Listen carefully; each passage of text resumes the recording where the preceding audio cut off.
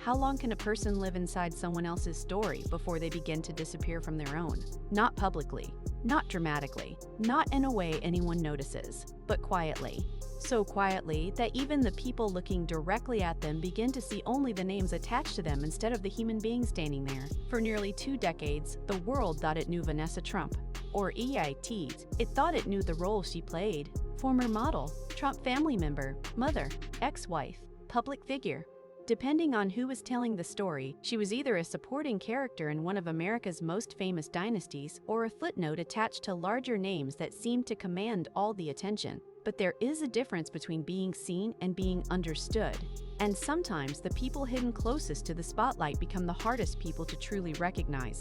Because what if the most important thing about Vanessa Trump was never her marriage? What if it was never the surname she carried? What if the real story was something much quieter, something harder, something infinitely more human? A story about identity, about survival, about sacrifice, and ultimately about a woman who spent years helping everyone else carry the weight of their lives only to discover one day that she was facing the heaviest burden of her own. The strange thing about tragedy is that it rarely arrives all at once. People imagine life-changing moments as explosions: a phone call, a headline, a diagnosis, a betrayal. But most tragedies begin long before anyone realizes they have started. They begin in small decisions, tiny sacrifices, pieces of yourself handed away one at a time until one day you look around and struggle to remember where the original version of you went. Long before she became Vanessa Trump, she was Vanessa Haydon, a young girl growing up in New York City, before the cameras, before the headlines, before politics became a permanent storm cloud hanging over every conversation connected to her family. Back then, life looked different, simpler, or at least as simple as life can appear before adulthood introduces its endless complications. She grew up in a city that rewards ambition. New York has always had a way of teaching people that standing still is dangerous. Everything moves, everything competes, everything reaches for something bigger. For some people, that pressure becomes crushing. For others, it becomes fuel. Vanessa seemed to belong to the second category. By all accounts, she possessed the kind of presence people noticed immediately, not because she demanded attention, but because she didn't need to. There is a certain competence that comes from knowing who you are before the world begins telling you who it thinks you should be. And for a while, that confidence appeared intact.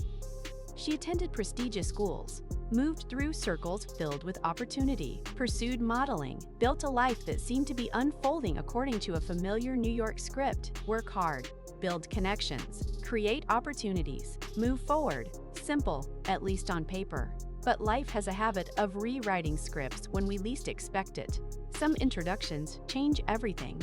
Most don't. The problem is that you never know which is which in the moment. You meet someone, you shake a hand, you exchange a few words, and years later, you realize an entire chapter of your life began during those few ordinary seconds. For Vanessa, one of those moments arrived in the late 1990s. A fashion event, a crowded room, the usual collection of beautiful people, ambitious people, connected people, and somewhere inside that environment, an introduction was made. Donald Trump introduced Vanessa Haydon to his son, Donald Trump Jr. At the time, nobody could have fully understood the significance of that meeting, certainly not Vanessa, because people don't experience their futures, they experience their presents. The future only becomes obvious in retrospect, years later, after consequences arrive, after choices reveal their true costs, after life unfolds. From the outside, the relationship looked almost inevitable. Two attractive young people, similar social circles, shared ambitions, shared worlds. The sort of romance society recognizes immediately because it fits comfortably inside familiar expectations. But every relationship contains two stories: the public story and the private one. The public story is what people see: the photographs, the events, the celebrations, the appearances. The private story is everything else: the conversations nobody hears, the fears nobody discusses, the compromises, the adjustments, the pieces of ourselves we reshape to make room for another person. That second story is always the more important one, and it is almost always the one the public never gets to know. In November 2005, Vanessa and Donald Trump Jr. were married at Mar-a-Lago. A lavish wedding, a high-profile event, The kind of occasion magazines love, the kind of occasion cameras were built to capture. From the outside, it looked like a fairy tale, and maybe in some ways it was. But fairy tales are strange things. Most of them end with marriage. Real life begins there. Marriage isn't the conclusion of a story. It's the beginning of 1,000 new ones. Some beautiful, some painful. Most impossible to predict. And almost immediately, Vanessa found herself living inside one of the most recognizable families in America. Not yet political royalty, not yet the center of a national movement, but already something larger than ordinary life. The Trump name was never simply a surname. It was a brand, a business, a symbol, an identity. And living inside an identity that powerful comes with a unique challenge. The stronger the family name becomes, the easier it is for individual identities to disappear beneath it. This isn't cruelty, it's gravity. The same way a massive planet pulls smaller objects into its orbit, famous families create their own gravity. Everything nearby gets affected, even the people trying desperately to remain themselves, especially them.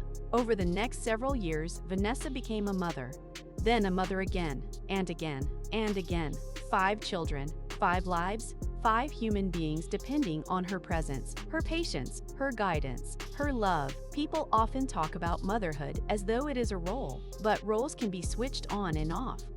Motherhood cannot. It becomes part of your nervous system, part of your identity, part of the lens through which you experience every decision, every fear, every hope, every future. And while public attention increasingly focused on the Trump family itself, Vanessa seemed to drift further from the spotlight. Not because she couldn't occupy it, because she chose not to. That distinction matters. Some people disappear because they are pushed aside, others step aside intentionally. Those are very different stories. The world often mistakes quietness for weakness. It assumes the loudest person in the room is the strongest. History repeatedly proves otherwise. Some of the strongest people you'll ever meet spend their lives avoiding attention, not because they fear it, because they understand its cost. As the years passed, America changed, politics changed, the media changed. The Trump family became something entirely different from what it had been when Vanessa first entered it. The attention intensified, the scrutiny intensified, the pressure intensified. And with every passing year, maintaining any sense of normalcy became more difficult. Imagine trying to raise children while the world debates your family every day. Imagine trying to protect innocence inside an environment increasingly defined by conflict. Imagine trying to create stability while chaos grows louder outside your door. How do you do that? How do you keep children grounded when the world around them refuses to stay still? The answer, perhaps, lies in thousands of invisible moments. School mornings, dinner conversations, homework, birthdays, car rides. The ordinary rituals that never make headlines but ultimately shape who people become. Because long before history remembers public figures, children remember who showed up, who listened, who stayed, who cared. And by all appearances, Vanessa stayed. Yet even the strongest foundations sometimes develop cracks. Not dramatic cracks, not immediately visible ones, just subtle fractures that slowly widen over time. The kind that only become obvious after something finally breaks. By 2018, the marriage had come to an end. After more than a decade together, Vanessa filed for divorce. Publicly, the separation remained remarkably civil. No explosive accusations, no prolonged media war, no endless public spectacle. Just a quiet conclusion to a relationship that had once promised forever. But endings are rarely as simple as legal documents make them appear. Because divorce isn't merely the end of a marriage. It is the death of a future two people once imagined together, a future they once believed would happen. And whenever a future dies, grief follows, even when the decision is necessary, even when it is healthy, even when it is mutual. Grief follows anyway, because human beings don't just mourn people, they mourn possibilities. The question was no longer who Vanessa had been. The question was who she would become next. And perhaps for the first time in a very long time, that answer belonged entirely to her. What happened next would surprise almost everyone. but not for the reasons people expected. Because the next chapter of Vanessa Trump's life wasn't going to be defined by politics, or controversy, or public drama. Instead, it would be defined by something much more complicated: the search for a life that finally belonged to her. And just as that search seemed to be leading somewhere hopeful, fate was preparing something she never could have anticipated, something that would transform every plan, every expectation, every certainty. And when that moment arrived, the woman who had spent years surviving the storms around her would discover she was about to face one of her own.